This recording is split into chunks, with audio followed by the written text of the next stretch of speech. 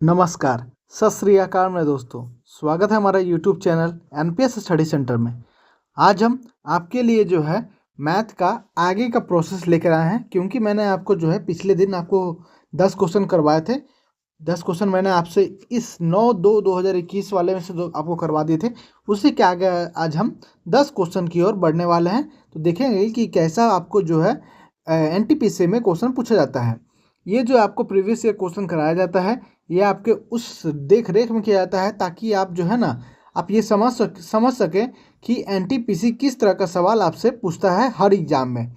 ठीक है, तो चलिए शुरू करते हैं आगे हम। और हाँ, इसके साथ अगर आप जो हैं और भी किसी चीज़ की तैयारी करने में लगे हुए हैं, जैसे आप तो जानते हैं कि एनटीपीसी है, चाहे वो आपको बिहार एसएससी ही क्यों ना हो, चाहे वो कोई भी एग्ज़ाम क्यों ना हो, तो इन सभी के लिए जो हमारे चैनल पे आपको जो है मैथ के अलावा जो है आपको साइंस, जीके, जीएस, बाकी चीज़ जो है आपको प्रोवाइड करा दिया जाता है। और हाँ, शॉर्ट्स भी डाला जाता है, शॉर्ट्स मैथ भी आपको डाल दिया जाता है, शॉर्ट्स आपको जो है ट्रिक भी डाला जाता है।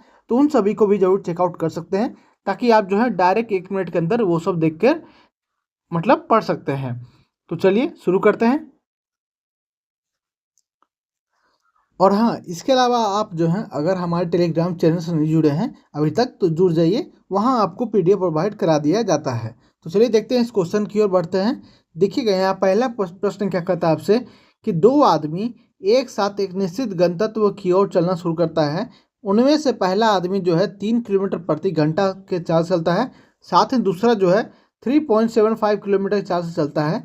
और दूसरा आदमी क्या हुआ कि उसने पहले आदमी से पहले जो है ना आधा घंटा पहले ही पहुंच जाता है। तो पूछता है कि आपका गंतव्य जो स्थित है वो कितनी दूर है। क्या बोला कि आपको डिस्टेंस पूछा जा रहा है। डिस्टेंस अगर पूछा जा रहा है तो इसको अगर हम बनाते हैं, तो देखिएगा इसको हम रेशियो से बनाते हैं। तो स्पीड का रेशियो कितना दिया है आपका, तो 3:3.75 दिया है। कितना दिया है, 75। तो ये स्पीड का दिया है। स्पीड में ना तो कटता है ना ही कुछ होता है। तो अगर टाइम से कन्वर्ट किया जाए तो टाइम से क्या करना पड़ता है कि इसको हमें पलट देना होता है। ये इस साइड चल जाएगा, ये इस साइड चल जाएगा। क्यों? क्योंकि आप जानते होंगे कि स्पीड जो है डायरेक्टली नहीं बल्कि इन्वर्सली प्रोपोर्शनल है किसका, टाइम का है। किसका है, इन्वर्सली प्रोपोर्शनल है स्पीड का टाइम। तो ये चेंज हो जाएगा, कितना हो जाएगा 3.75। कितना होगा 3.75। अब ये 3 हो गया। अब इसे हम काट छाट कर सकते हैं। तो इसको काटेंगे, कितना हो गया आपका ये, तो ये हो जाएगा आपका इसको ला देंगे तो कितना हो जाएगा आपका 15 से, और ये 12 से, 25 से 12, 25 से 15, ये हो गया। अब यहाँ देखिए कहता है कि पहले जो है आपका अभी और काटना है ना, 5 दिया और 4 दिया, हो गया ना। अब देखिए यहाँ कहता है कि ये आपका एक जो है ना, यही आपका एक का डिस्टेंस क्या दिया हुआ है, तो ये दिया हुआ है आपका क्या, तो ये आधा घंटा दिया हुआ। क्यों? क्योंकि आधा घंटा पहुँचना है इस दोनों का डिफरेंस में। तो कितना हो गया 1/2। अब यहाँ डिस्टेंस निकालना है, तो डिस्टेंस आप देखते होंगे कि जो जैसे कि मैंने पॉइंट से पहले हटाया, पहले से पॉइंट से हटा के ये जो मेरे पास बचा था 15:12, यही तो आपका टाइम हो गया ना। क्या हो गया, टाइम हो गया। और यही आपका क्या हो जाएगा फिर, डिस्टेंस का काम करने लगेगा।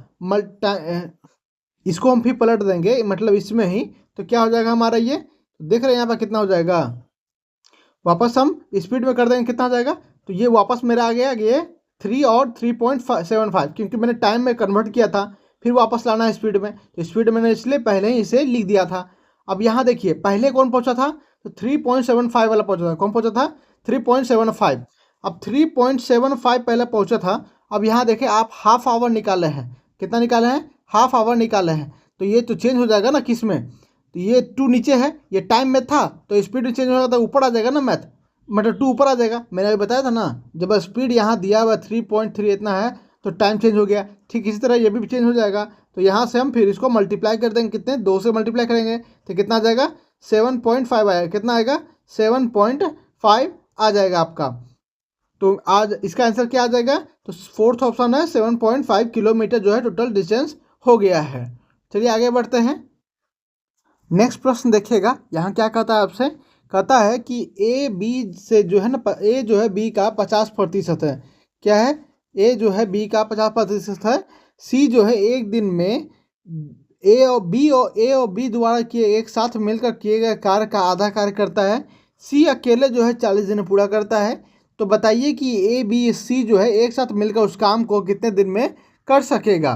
तब देखिए इसे कैसे बनाता है, देखिएगा कि कहता है ए जो है बी का जो है ना 50% है। क्या है? 50% है। तो ए बटा बी क्या हो गया आपका 1/2, मतलब बी का वैल्यू 2 और ए का वैल्यू क्या हो गया 1 हो गया। और ठीक यहाँ बोला है कि सी जो है ए और बी द्वारा किए गए पूरे कार्य का आधा कार्य करता है, मतलब 2 1 3, 3 का आधा कितना हो जाएगा 1.5 जो है आपका कौन करता है सी करता है। अब यहाँ बोलता है सी अकेले उसी कार्य को 40 दिन में पूरा करता है, तो 1.5 इंटू 40 दिन में, अब इसे काटेंगे तो कितने ये कट जाएगा, कितना हो गया आपका 60 दिन टोटल टाइम हो गया। अब 60 दिन टोटल टाइम हो गया। अब 60 दिन को ये तीनों मिलके करेंगे तो कौन सा हो गया, ये 1 ये 2 3 हो गए और यहाँ 1.5 तो कितने होगा 4.5। 4.5 को अगर हम यहाँ से काटेंगे तो कितने बार में कट जाएगा 15 चौके और 15 तिया कट गया ना, 15 तिया कट गया। अब यहाँ 40/3 आ गया, 40/3 मतलब 13 तिया 39 और 1 40, मतलब ऑप्शन 1 जो है आपका उत्तर सही है 41 नंबर क्वेश्चन का। चलिए आगे बढ़ते हैं क्वेश्चन की ओर। नेक्स्ट प्रश्न देखिए क्या कहता है कि ए बी सी ट्रायंगल है एक, जिसमें ए एंगल जो है ना बी एंगल से 12 डिग्री अधिक है। कितना अधिक है? तो 12 डिग्री अधिक है। इसके बाद कहता है कि एंगल बी जो है सी के मान से जो है ना 4 गुना है। तो एंगल ए बी और सी का जो है ना मान ज्ञात करना है। तो इसे हम डायरेक्ट देखिए ऑप्शंस बनाना स्टार्ट कीजिए। क्यों? क्योंकि आपका टाइम भी बचना चाहिए। अब यहाँ कहता है कि एंगल ए जो है सी के मान से 12 डिग्री अधिक है। अब यहाँ देखते हैं कि एंगल ए का जो है ना सी से 12 ज़्यादा होना चाहिए। तब यहाँ देख रहे हैं 40 है, यहाँ 48 है, तो मतलब 18 है, तो कितना ज़्यादा है 28 ज़्यादा है, मतलब सॉरी 22 ज़्यादा है, तो ये नहीं होगा।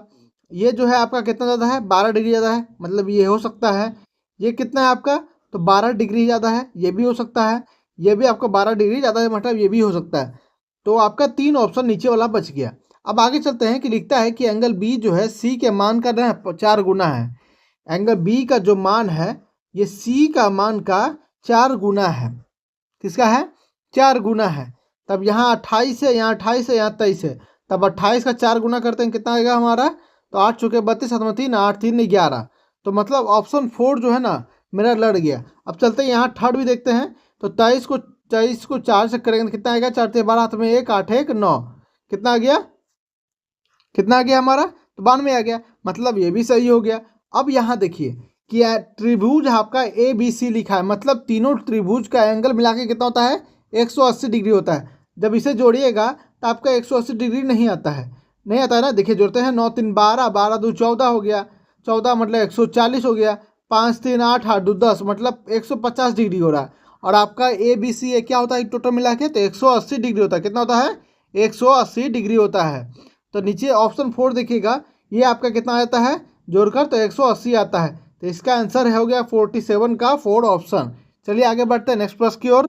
नेक्स्ट प्रश्न देखिएगा क्या कहता है कि छोटी से छोटी संख्या ज्ञात कीजिए जिसे जो है 1300 में जोड़ने पर जाने पर जो है संख्या जो है एक पूर्ण वर्ग, मतलब कि आपका परफेक्ट स्क्वायर बन जाए।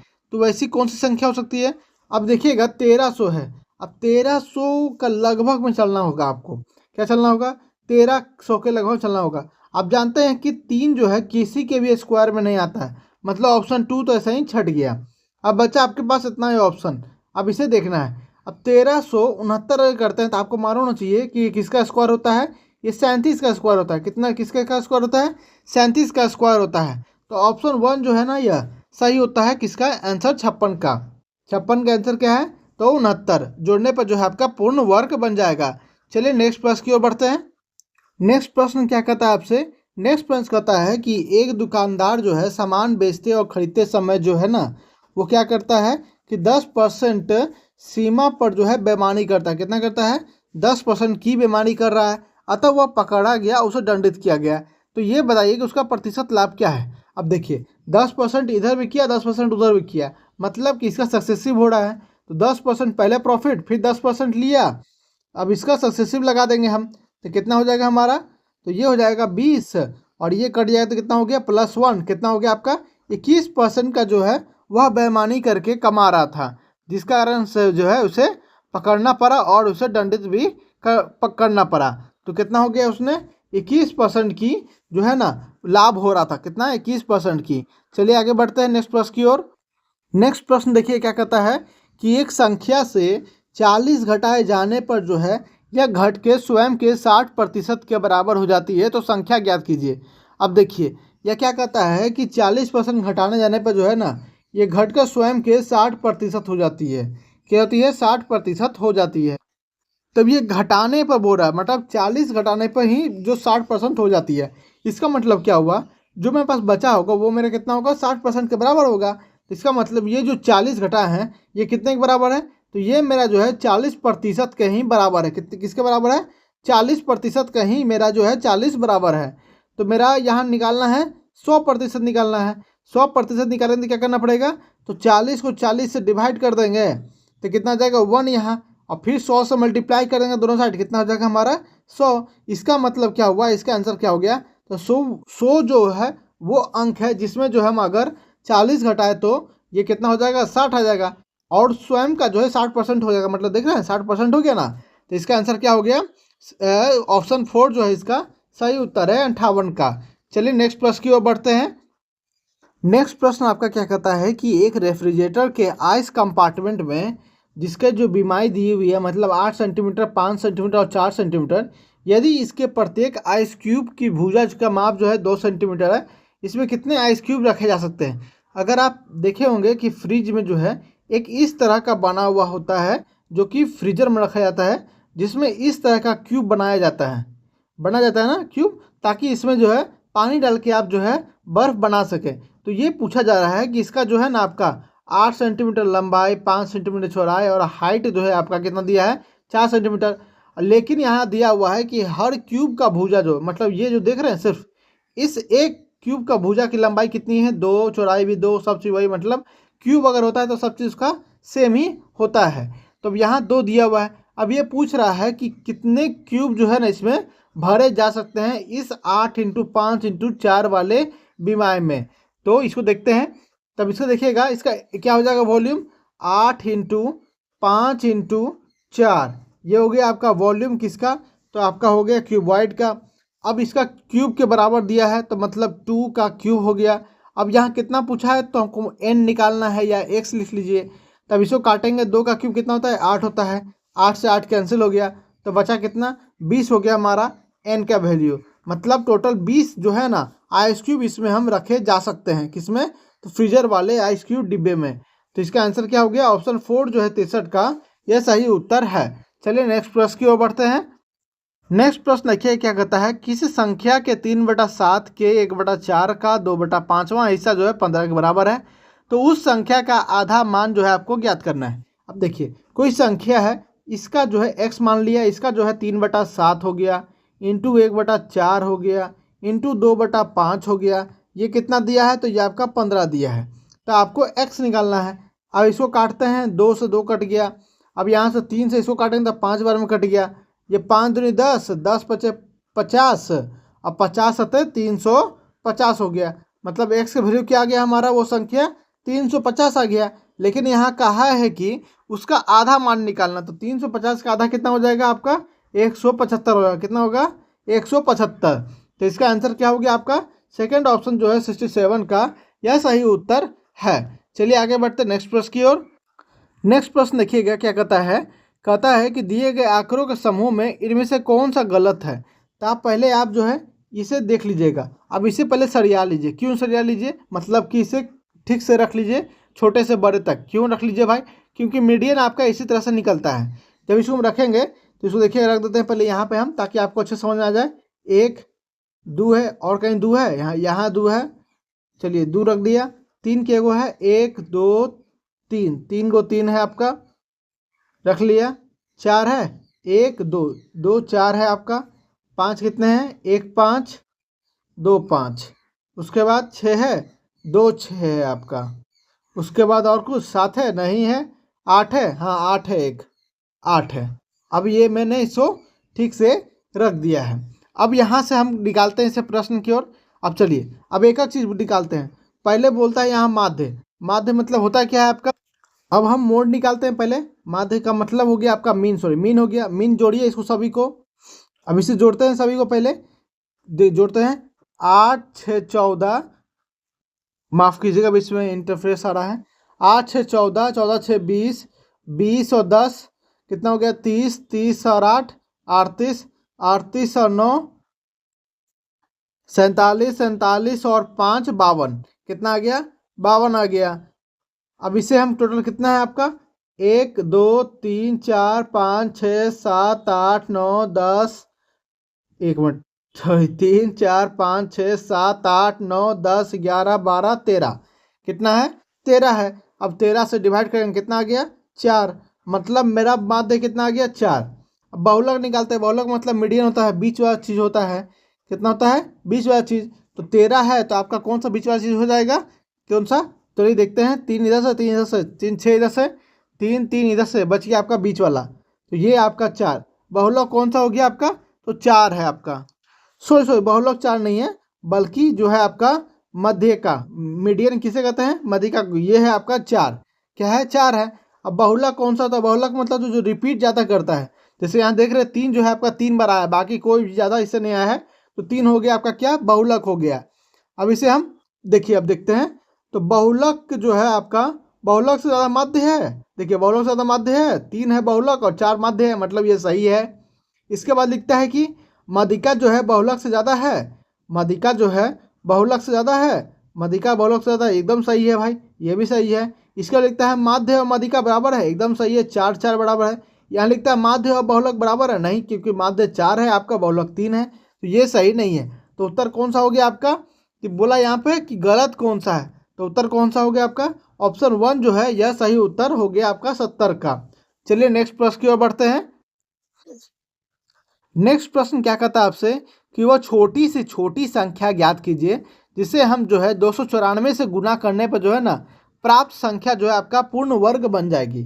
अब देखिए 294 को आप कीजिए, क्या कीजिए, पहले इसे तोड़ना शुरू कर दीजिए। जब इसे हम तोड़ेंगे तो कितना होगा, ये कट गया आपका, इसके बाद 7 से कटेगा आपका 2 1, 3 से भी कटेगा तो फिर 7 से कट दिया, कट गया ना इतना। अब देखिए कौन सा रिपीट हो रहा है, ये 2 रिपीट हो रहा है, मतलब 7 से मल्टीप्लाई नहीं करना होगा। अब यहाँ देख रहे हैं 2 से रिपीट एक और चाहिए, तभी तो मेरा आएगा ना, क्या होगा, जब 2 एक ही नंबर से 2 बार रिपीट होता है तभी तो वो हमारा क्या आता है, तो पूर्ण वर्ग आता है। तब ये इससे हम रिपीट करने के लिए एक और 2 से मल्टीप्लाई करेंगे, और 3 से भी एक रिपीट करने के लिए 3 से एक मल्टीप्लाई करेंगे। टोटल कितने से मैंने मल्टीप्लाई किया, तो 3 इंटू 2 से मल्टीप्लाई किया, टोटल कितने, मतलब 6। 6 से अगर मल्टीप्लाई करते हैं 294 को, तो वो मेरा क्या आ जाएगा, एक पूर्ण वर्ग आ जाएगा, क्या आ जाएगा, पूर्ण वर्ग या परफेक्ट स्क्वायर रूट मेरा बन जाएगा। तो आज हम यहीं तक रहते हैं। टोटल मैंने आपको 10 क्वेश्चन कराया, टोटल मैंने जो है एनटीपीसी का जो प्रीवियस ईयर है इसे मैंने जो है आपको टोटल 10 क्वेश्चन करवाया। उम्मीद है आपको सारे सेशन अच्छे लग रहे होंगे और आज का सेशन आपको जरूर अच्छा लगा होगा। तो मिलते हैं नेक्स्ट वीडियो में, धन्यवाद।